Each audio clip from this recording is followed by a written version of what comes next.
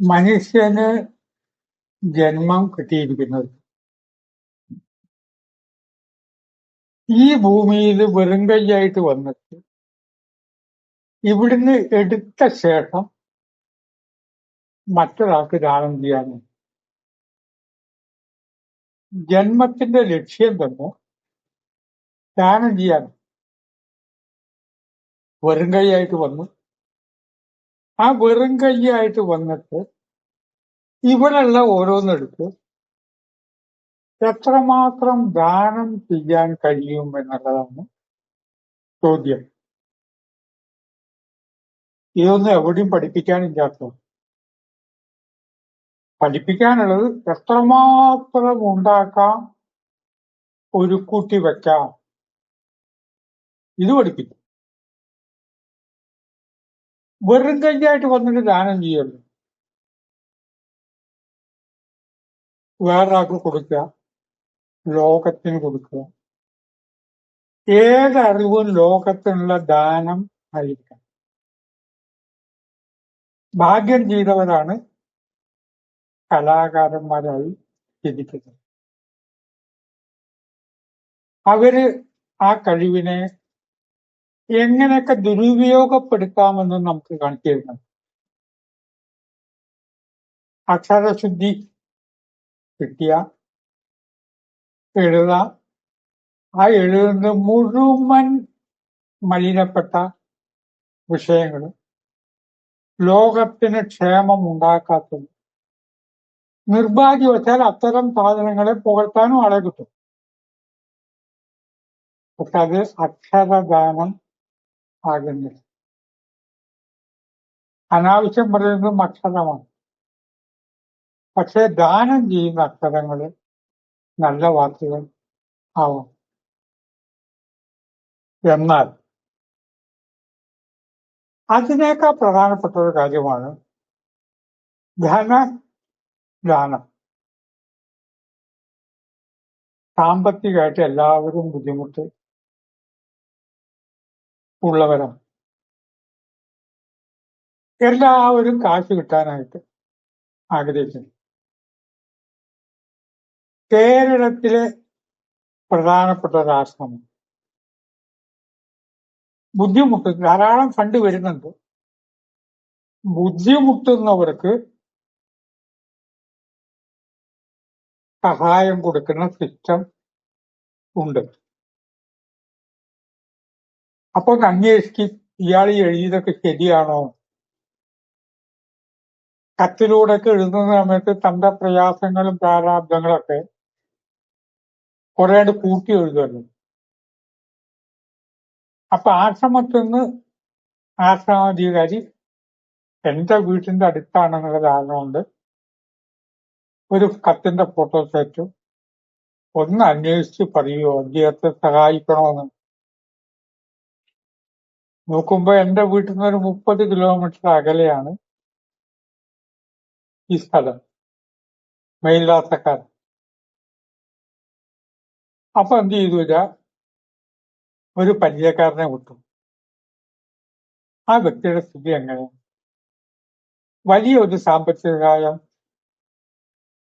അർഹിക്കുന്ന വ്യക്തിയാണോ എന്ന് അറിയാൻ പറ്റും. ആ ആളവിടെ പോയി കണ്ടു, അവരൊക്കെ സംസാരിച്ചു. നല്ല ബംഗ്ലാവാണ്, വീടിനോട് ചുറ്റും 15 സെന്റ് സ്ഥലമുണ്ട്. മക്കൾ തരക്കടില്ലാത്ത ജോലിയിലുണ്ട്. പട്ടിണിയൊന്നും കാര്യമായിട്ട് ഇല്ല. മൊബൈല് മാറ്റിക്കൊണ്ടിരിക്കുകയാണ്. പിന്നെ എന്താ പ്രശ്നം? കോപ്പറേറ്റീവ് ബാങ്കിൽ 40,000 രൂപ കടമുണ്ട്. അതങ്ങോട്ട് വീട് കിട്ടിയ അതായല്ലോ. ഇതല്ല സഹായം. മനുഷ്യന് ഏറ്റവും ആവശ്യം ആഹാരമാണല്ലോ, വിശപ്പാണല്ലോ. ആ വിശപ്പുള്ളവനെ സഹായിക്കും. അങ്ങനെ പണം കൊടുക്കും. ഈ പണം കിട്ടിയിട്ടുള്ള ആരെങ്കിലും തൃപ്തരായിട്ടുണ്ടോ? ഇപ്പൊ ഒരു വ്യക്തി തന്നില്ലെങ്കിലും ഈ പ്രപഞ്ചത്തിന് ചെയ്താണല്ലോ ഇപ്പോഴുള്ള സമ്പത്തൊക്കെ. എന്നെ ആരും സഹായിച്ചിട്ടില്ല, എനിക്ക് ആരും ഒന്നും തന്നിട്ടില്ല, അങ്ങനെ പറയുന്നത് ശരിയല്ല. അച്ഛന്റെയോ അമ്മയുടെയോ സ്വത്ത് കിട്ടിയിട്ടില്ല. ഇപ്പൊ ഇരിക്കാനുള്ള പെരിയും ഈ ശരീരമൊക്കെ ഓരോരുത്തരും ദാനമായിട്ട് എനിക്ക് കിട്ടിയതല്ലേ. ഒന്നുമില്ലാത്തെന്ന് പറയാൻ പറ്റും. അനവധി പേരുടെ സഹായം നമുക്ക് കിട്ടിയിട്ടുണ്ട്. ഗവൺമെന്റ് ഉദ്യോഗസ്ഥനൊക്കെ ഗവൺമെന്റിൽ നിന്ന് കാശ് വാങ്ങുന്നതിൽ ഒരു മടിയും. കിട്ടണ ബെനിഫിറ്റ് മുഴുവനെ നമ്മൾ എടുക്കണം എന്ന് പറയുന്ന ഉദ്യോഗസ്ഥന്മാരുണ്ട്. അവർക്ക് കാശ് ഗവൺമെന്റ് കൊടുത്താലും ഇവിടുത്തെ നികുതി പണമല്ലേ. കാശ് കൊടുത്ത് അത് കിട്ടിയ ആള് അല്ലെങ്കിലേ നന്ദിയില്ല, ഏതെങ്കിലും രീതിയിൽ നന്ദി പറഞ്ഞായിട്ട് പോയിട്ടുണ്ടോ? അവരുടെ മനസ്സിൽ മതി എന്ന് പറഞ്ഞിട്ട് അവര് പറയൂ, ഇനി ഒന്നേ നോക്കി. ഇതിനേക്കാൾ ഉയർന്നൊരു ദാനമുണ്ട്. സ്വർണം കൊടുക്കുക. സ്വർണത്തിന് എന്നും വിലയുണ്ടാവുമെന്നാണ് വെപ്പ്. ഞാൻ ജനിച്ച നാട് തൊട്ട് ഇന്ന് വരെ സ്വർണത്തിന് വിലയുണ്ട്. എന്നിരുന്നാലും ഞാനതിന് വിശ്വസിക്കുന്നില്ല കേട്ടോ. സ്വർണത്തിന് ഒന്നും വിലയുണ്ടാകും എന്നുള്ളതിലൊന്നും വ്യക്തിപരമായിട്ട് ഞാൻ വിശ്വസിക്കുന്നില്ല. കാരണം ഇതൊരു സാങ്കല്പികമാണ്. സ്വർണം എന്നുള്ളത്, അതിന് എത്ര വില എന്നുള്ളത് സാങ്കല്പികമാണ്. വിശ്വസിച്ച് യാതൊരു ഗുണവും അതുകൊണ്ട് ഇല്ല. വിശപ്പ് വന്നു, സ്വർണം വന്നിട്ടുണ്ട്, അതുകൊണ്ട് കാര്യമുണ്ടോ? ഏത് കാലത്തും വില കിട്ടും എന്നുള്ളൊരു ധാരണയാണ് സ്വർണത്തെക്കുറിച്ച്. രാജാക്കന്മാരുടെ കഥയില് ഇഷ്ടംപോലെ സ്വർണം ആട്ടിടർക്ക് കൊടുത്തതായിട്ട് കഥകൾ പറയും. എന്നിട്ടോ സ്വർണമല്ല ശാശ്വതം, എനിക്ക് മതിയെന്ന് ആരെങ്കിലും പറയൂ? പണം കൊടുത്തു മതി എന്ന് പറയില്ല. സ്വർണം കൊടുത്തു എനിക്ക് മതിയായി എന്ന് പറയൂ? പറയില്ല. സ്വർണം ദാനം ചെയ്യുന്നതിനേക്കാൾ വലിയ ദാനമുണ്ട്, വിദ്യാദാനം. ഈ വിദ്യാദാനം മാതിരി നന്ദിയില്ലാത്തൊരു കാര്യമില്ല. പല അറിവുകളും നമുക്ക് പലവരിൽ നിന്നും കിട്ടിയതാണ്. പല അറിവുകളും. 1ാം ക്ലാസ്സിൽ അക്ഷരം പഠിപ്പിച്ച അധ്യാപകർക്ക് അനവധി പേര് നമുക്ക് വിദ്യ തരുന്നുണ്ട്.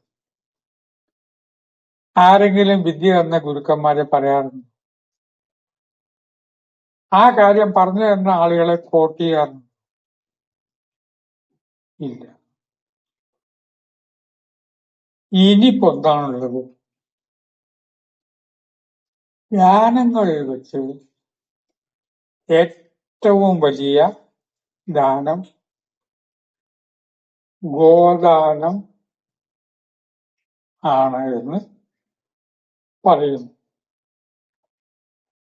ഇന്നത്തെ പ്രഭാഷണത്തിൽ ഗോദാനത്തിന്റെ പ്രാധാന്യം പറഞ്ഞിട്ട് അതിലും വലിയ ദാനമുണ്ട്. അത് ഒരു പ്രഭാഷണത്തിൽ ഒതുങ്ങുകയില്ല. പശു ഉള്ളവര് പശുക്കളെ ദാനം ചെയ്യും. ഭൂമി ഉള്ളവര് ഭൂസ്വാമി, പശു ഉള്ളവര് ഗോസ്വാമി. ഭൂമി ദാനം ചെയ്ത് കൊടുത്തിട്ട് ഒരു രാജ്യം വരെ കൊടുത്താലും അവര് തൃപ്തിയാവില്ല. അതിലും വലുതാണത്രേ ഗോദാനം.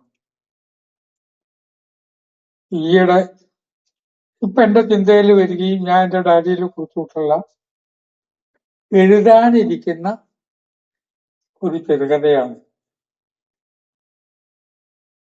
രാജാവ് നടന്നു വരുമ്പോ ഒരു പശു അസ്വസ്ഥമായിട്ട് അടുത്തേക്ക് ഓടി വന്നു. രാജാവിനെ നോക്കി. രാജാവ് ചോദിച്ചു, എന്താ ഈ പശു ഇങ്ങനെ നോക്കണത്? വെള്ളം ദാഹമുണ്ട്, അതാവും സാധ്യത എന്ന് വിചാരിച്ചു. പരിചാരകർ പറഞ്ഞു, വെള്ളം ദാഹമാവാൻ സാധ്യതയില്ല, കാരണം ഇവിടെ ഇപ്പൊ ചുറ്റും വെള്ളം ഇഷ്ടം പോലെ, വല്ലാതെ ദാഹം ഉണ്ടെങ്കിൽ അടുത്ത് പുഴയും അരുവിയൊക്കെ കാണുന്നൊക്കെയുണ്ട്.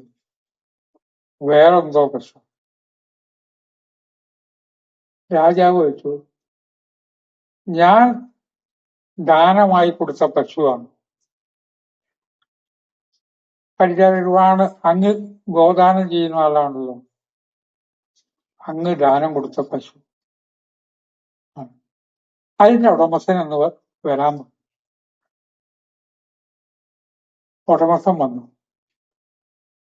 ഞാൻ തന്ന പശുവല്ലേ അത്? എന്താ ആ പശുവിന് അസ്വസ്ഥ? എന്റെ അരികിലേക്ക് ഓടി വന്നല്ലോ. കുടിക്കാൻ വെള്ളത്തിന് വലിയ ബുദ്ധിമുട്ടുണ്ടാവില്ല, കാരണം അവിടെ തടാകമുണ്ട്. പശുവിനെ നിങ്ങൾ ശരിക്ക് പരിചരിക്കുന്നില്ലേ?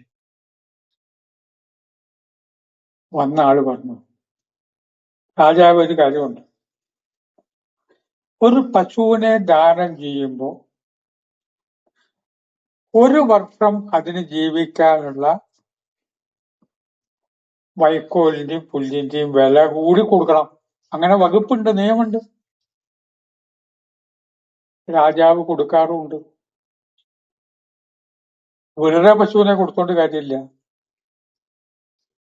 ഇപ്പോ ആ പൈസ 11 മാസം കൊണ്ട് കഴിഞ്ഞു. അവനിപ്പോ എന്ത് ചെയ്യും? ഒരു മാസം കൂടി രാജാവിന്റെ ചെലവിൽ വേണ്ടേ കഴിയാൻ? ഇപ്പൊ ചെറുകഥയുടെ രൂപമാണ്, ഞാൻ ഉണ്ടാക്കി പറയുന്നതാണ്. ആ ഒരു മാസത്തേക്കുള്ള സംഖ്യ കൂടി കൊടുത്തു എന്ന് കഥ. എന്നാൽ ഗോദാനം ഇങ്ങനെയൊക്കെയാണ് ചെയ്തിരുന്നാലും എത്ര പശുക്കളെ കിട്ടിയാലും തൃപ്തി വരില്ല. അതിനാൽ ഗോദാനത്തിനേക്കാൾ വലിയൊരു ദാനമുണ്ട്. ആ ദാനത്തെക്കുറിച്ച് അടുത്തൊരു എപ്പിസോഡ് പറയാം. സമയം അതിക്രമിച്ചു. നമസ്കാരം.